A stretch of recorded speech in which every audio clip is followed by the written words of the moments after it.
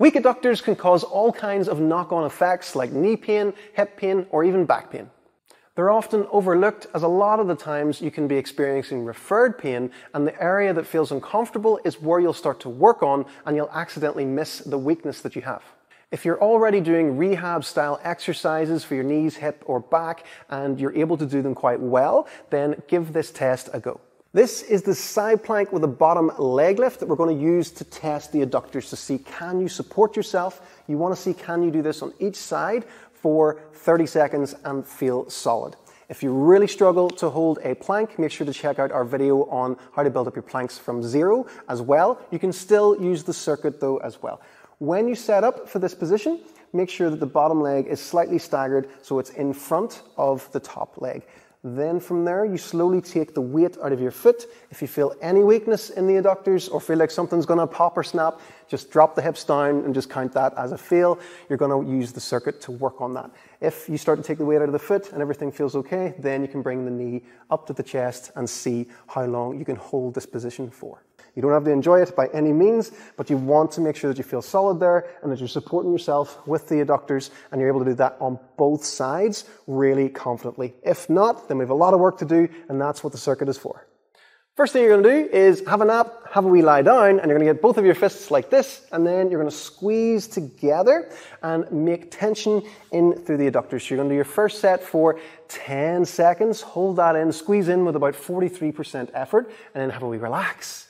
And then you're going to squeeze in again for another 10 seconds, go for about 72%, and then after your 10 seconds, you'll then relax. And then your final third round, you'll then squeeze in for another 10 seconds and really try and squeeze in as much as you can. After you've done that, you're then going to hop yourself up, and we're going to do an exercise called adductor bridges. So you're in a slight lazy 90-90 position here, and the knees are bent, and from there, you keep your hand supported on the ground, and then you're going to drag yourself up, and you're thinking about using your adductors to do this. So your knees on the ground, and you're dragging yourself up and squeezing your glute. So all the focus is on this leg here. You're not trying to push yourself up with the other leg. So you're going to do 10 reps like that on each side. After that, we then go into a half straddle position. And from there, we're going to pick 3 different positions to have our feet. And we're going to do that same idea as we did with the squeeze of the fists. We're going to squeeze in. Have a soft bend in your knee. Don't have your knee fully extended. You're going to hold this in for 10 seconds. And then, again, same idea, that 43% for your first round. And then change where your foot is. So move out to a different position. Remember, muscles work in all different positions. Then you're going to squeeze in again, put a bit of extra effort in. The whole time you're doing this as well, make sure your breathing is nice and relaxed. And there's no tension anywhere else, crazy like your neck. And then your final one, change again for foot position.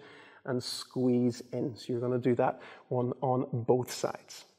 Make sure if you're doing this on a hard surface that you can get something to put your knee on for whenever you're doing the straddle and the adductor bridges so that you're not putting any uncomfortable pressure on the knees.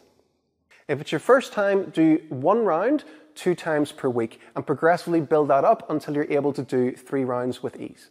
It takes time to build up, so don't rush it. The exercises are a lot more challenging than they look. Your adductors play a much bigger role in your overall hip stability than they get credit for. That's why it's so common to hear of people having groin injuries. A lot of people get really focused on working on the glutes and the hamstrings. Give this test a go and let us know how you get on in the comments.